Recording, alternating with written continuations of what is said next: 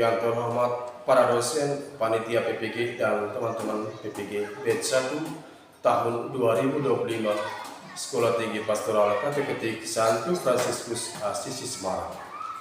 Perkenalkan, nama saya Maximilianus Yosafat Maut, SPD, Guru Pendidikan Agama Katolik dan Budi Pekerti pada SD Isama, Kecamatan Ruteng, Kabupaten Manggarai, Provinsi Nusa Tenggara Timur, sebagai mahasiswa PPG Batch 1 tahun 2025 Sekolah Tinggi Pastoral Kateketik Santo Fransiskus Assisi Semarang, dengan nomor induk mahasiswa 251-04349.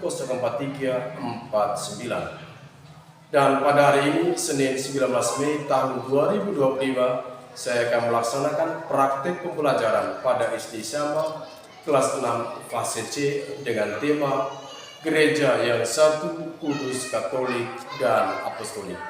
Terima kasih.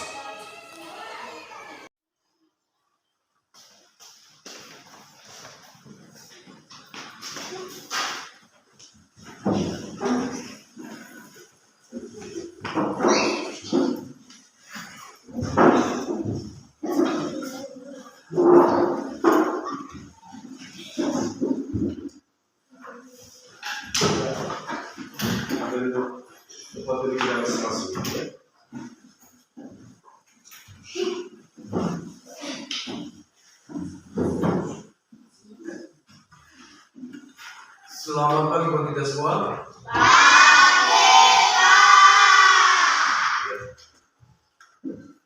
Jadi di hari ini, sebelum kita memulai kegiatan kita, sebagai bentuk rasa syukur kita kepada Tuhan, sehingga di hari ini kita bisa ada bersama berkumpul di dalam ruangan ini bisa mengikuti kegiatan pembelajaran. Maka mari kita mengawali itu dengan doa. Dari Pak Lurah, salah satu dari kalian bisa memimpin doa.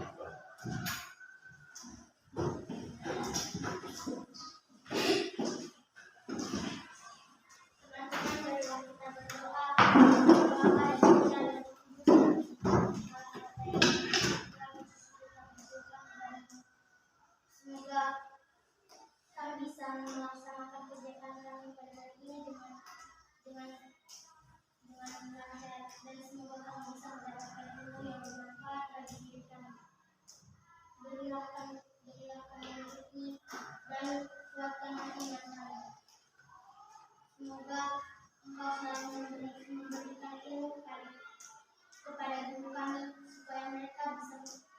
mereka bisa memberikan ilmu kepada kami.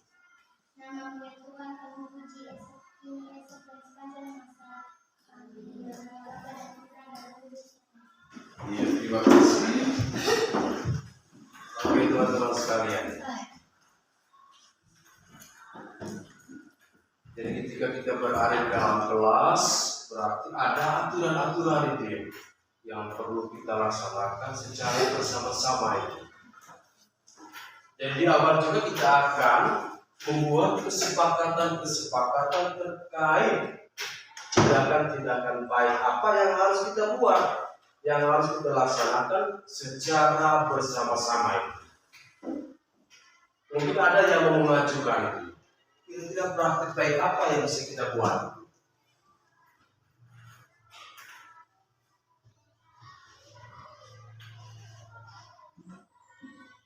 Biar satu saja praktik baik.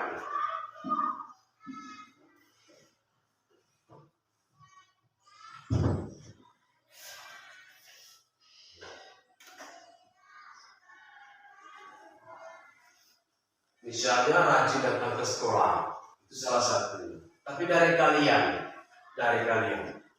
kira-kira dari kalian kesepakatan apa, dan kesepakatan tersebut harus dijalankan secara bersama-sama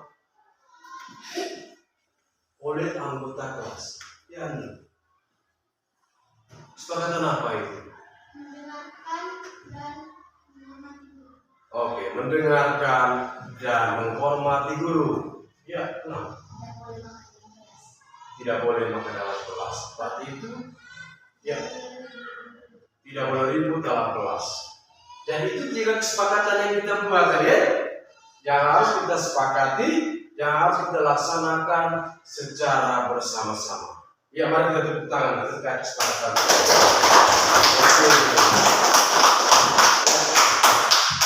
Sekarang Pak akan mengecek kehadiran kita ya. Mengecek kehadiran kita.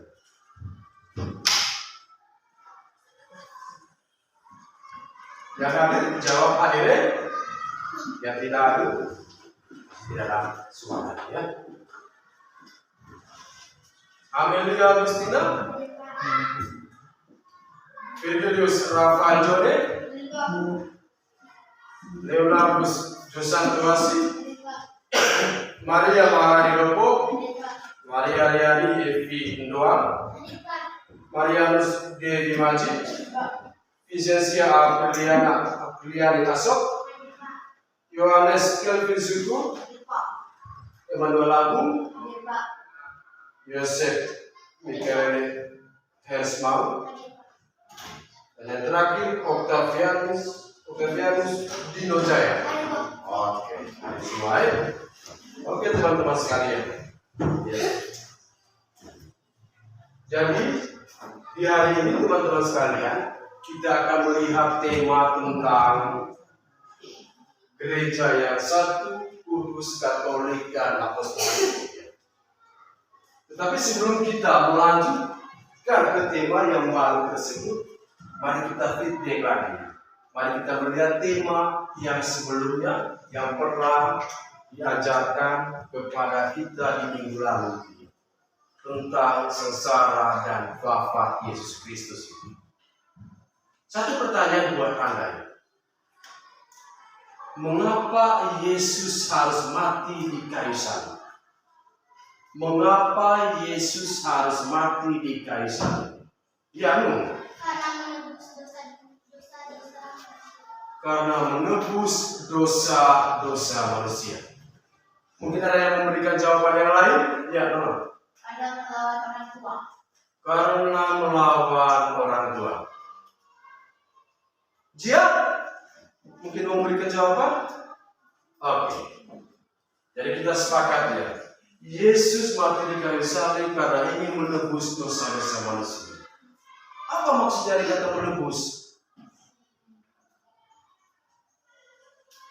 Menebus berarti bahwa Yesus ingin menyelamatkan saya dan Anda. Dari apa? Dari dosa-dosa yang kita perbuat. Agar hubungan kita dengan Tuhan, agar hubungan kita dengan sesama, dan hubungan kita dengan diri sendiri menjadi baik kembali. Dan itu materi di minggu lalu. Lalu di hari ini teman-teman sekalian, di hari ini kita akan melihat tema yang baru. Seperti yang sudah Pak sampaikan tadi, tema yang berbicara tentang gereja yang satu, kudus, dan apostolik. Ya, sebelum kita lanjut ke pembahasan tema tersebut, ada satu pertanyaan yang ingin Pak sampaikan ke Anda sekalian. Apa itu gereja sebenarnya? Gereja. Ya, Baik Allah. Baik Allah. Gereja. Kita terlahir dari keluarga Katolik, orang tua Katolik.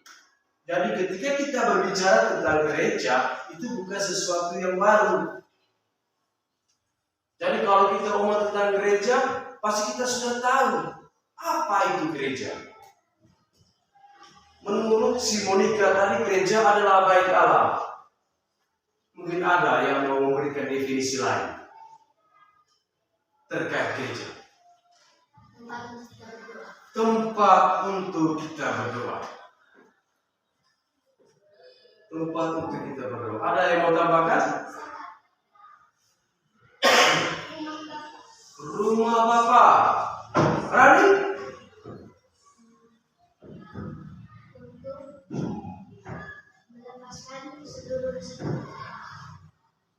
Untuk melepaskan seluruh dosa kita. Ada lagi? Rumah Tuhan. Oke teman-teman sekalian. Ternyata Anda sudah tahu ya definisi dari gereja. Teman-teman sekalian, gereja berasal dari kata bahasa Latin eklesia. Dalam bahasa Ibrani, gereja, yang artinya persekutuan umat Allah yang percaya kepada Kristus. Siapa itu persekutuan?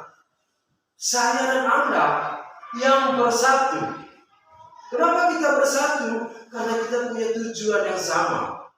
Karena kita punya iman yang sama. Karena kita punya keyakinan yang sama. Keyakinan akan siapa? Keyakinan akan Yesus Kristus. Sehingga kita membentuk yang namanya persekutuan. Itu gereja. Lalu dalam gereja, teman-teman sekalian, kita akan melihat tentang sifat-sifat dari gereja itu sendiri. Gereja memiliki 4 sifat. Yang pertama, gereja yang satu. Yang kedua, gereja yang kudus. Yang ketiga, gereja yang Katolik. Dan yang terakhir, gereja yang apostolik. Dan itu 4 ciri gereja. 4 ciri gereja Katolik dan tidak dimiliki oleh gereja-gereja lain. Hanya ada pada gereja Katolik saja. Oke teman-teman sekalian, untuk lebih paham, sebentar Pak akan memberikan kepada Anda tugas yang harus kita kerjakan secara berkelompok. Ya. Di minggu lalu pas saya membagikan kelompok, dan di hari ini kita akan membagi kelompok tersebut ke dalam 2 kelompok besar ya. Yang mana kedua kelompok besar tersebut sebentar akan menggali LKPD yang Pak bagikan tersebut. Lalu setelah Anda mengerjakan LKPD tersebut, salah satu dari kelompok Anda diminta untuk bisa mempresentasikan itu di depan kelas dan harus didengar oleh teman-teman yang berada di dalam kelas ya. Oke.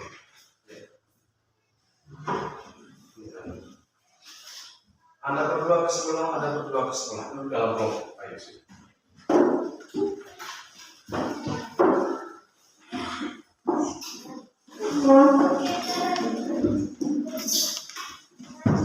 Ya, kita dalam kelompok sudah.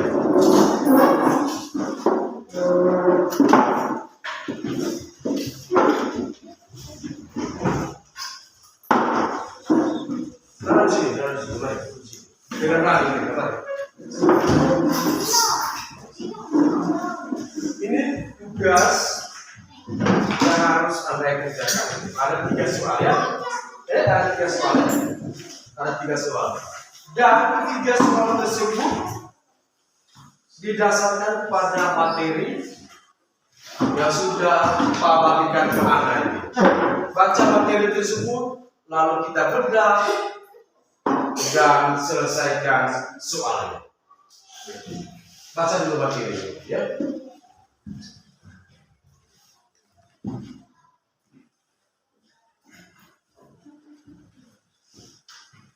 Dan sebentar salah satunya itu akan mewakili teman-temannya membacakan di depan kelas itu ya.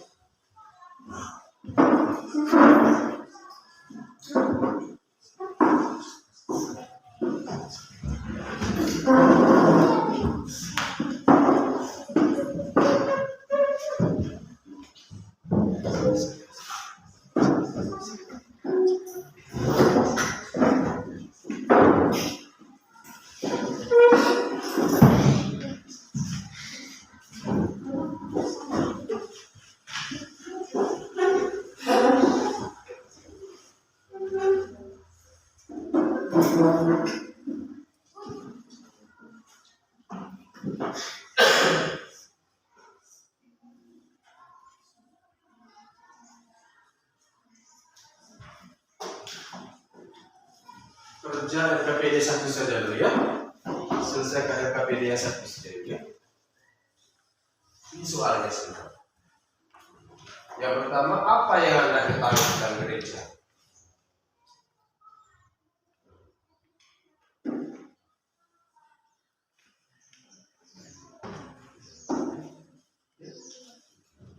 Lalu yang kedua, sebutkan 4 sifat dari gereja ini.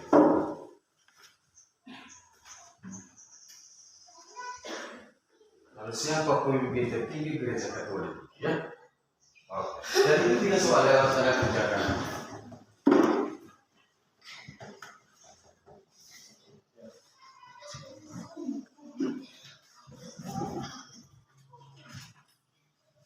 Sudah Ki? Kalau sudah, bisa dipresentasikan di depan kelas.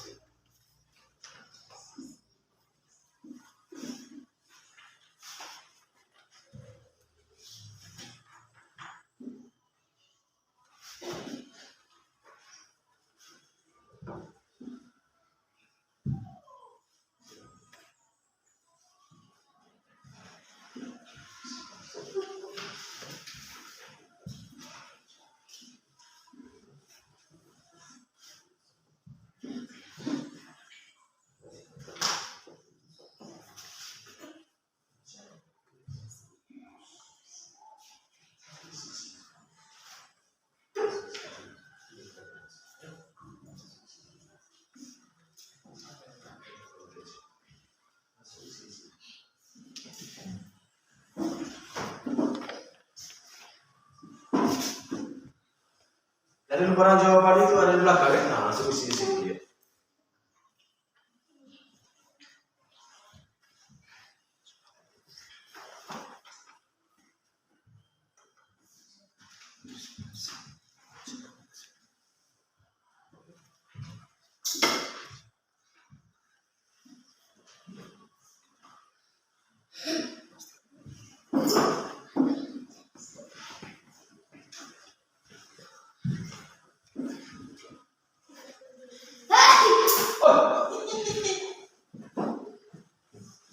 Iya.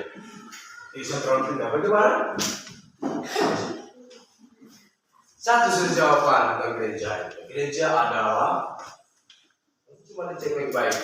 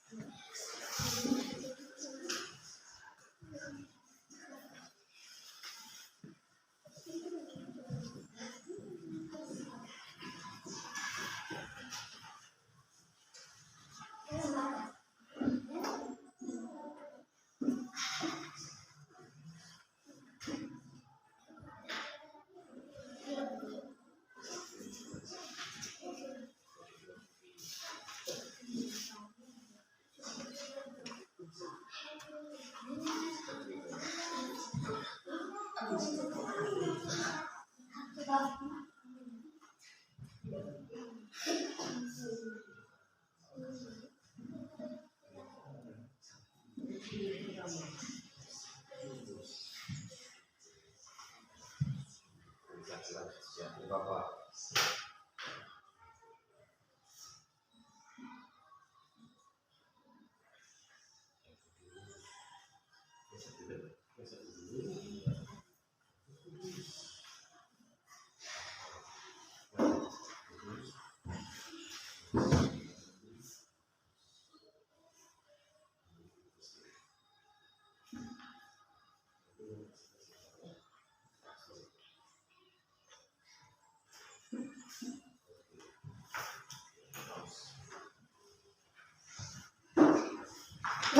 Sudah? Ya, kelompoknya K dan Ali sudah ya? Iya. Ya, sambil kita menunggu kelompok yang kedua. Nanti bersiap-siap K mewakili teman-temannya membacakan hasil dari pekerjaan yang mereka kerjakan.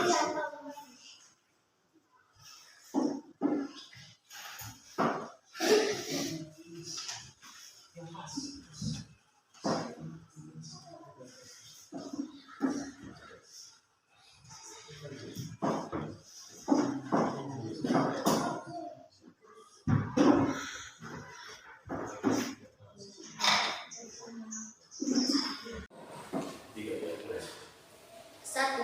Apa yang Anda ketahui tentang gereja? Gereja merupakan himpunan Allah menjadi satu tubuh. 2. Sebutkan 4 sifat gereja Katolik. Gereja yang satu, kudus, Katolik, apostolik. 3. Siapa pemimpin tertinggi gereja Katolik? Paus. Oke, mari kita tepuk tangan untuk kelompok yang ketiga.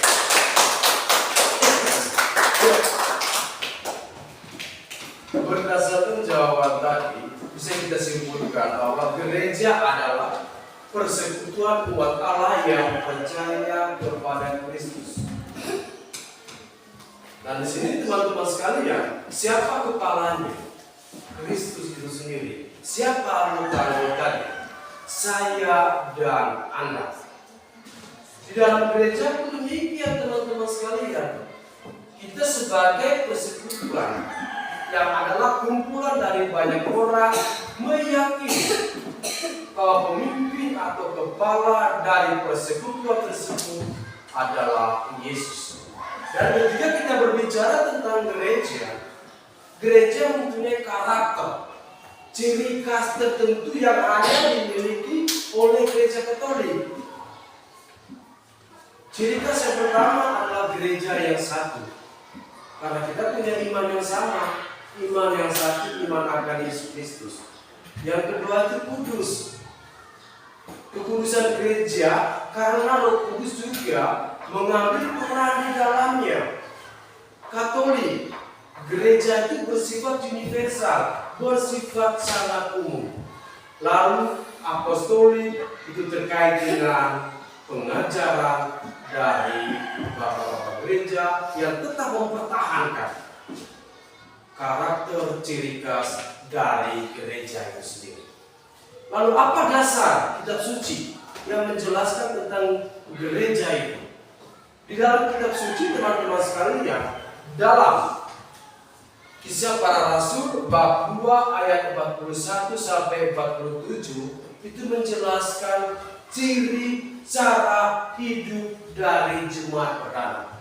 Dan ini yang mendasari kehidupan gereja di saat ini. Itu yang mendasari. Sehingga kehidupan gereja yang kita jalankan di saat ini teman-teman sekalian didasarkan pada kehidupan jemaat perdana. Kehidupan orang-orang yang memang langsung alami. Dan kita di hari-hari ini teman-teman sekalian hanya meneruskan budaya dari jemaat perdana yang dihimpun dengan sebutan gereja. Dan di sini teman-teman sekalian kita akan melihat cara hidup dari jemaat perdana ini. Coba lihat. Yang pertama, mereka memberi diri untuk dibaptis sebagai tanda pertobatan dan hidup dalam keluarga Tuhan. Anda sesat menjadi orang Katolik ketika Anda sudah menerima sakramen baptis. Sakramen baptis adalah sakramen inisiasi. Apa itu inisiasi? Inisiasi adalah sakramen yang menyegalkan, sakramen yang mensahkan, sakramen yang meresmikan saya dan kita semua menjadi anggota gereja. Sakramen yang pertama yang harus kita terimakan adalah sakramen baptis atau sering kita sebut dengan sakramen kemandian.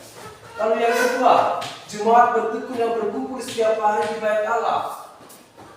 Sekarang bulan Mei teman-teman sekalian, adik-adik sekalian, sekarang bulan Mei. Jadi kita selalu berkumpul di mana? Di rumah-rumah tangga. Untuk apa? Untuk mengadakan doa-doa rosario.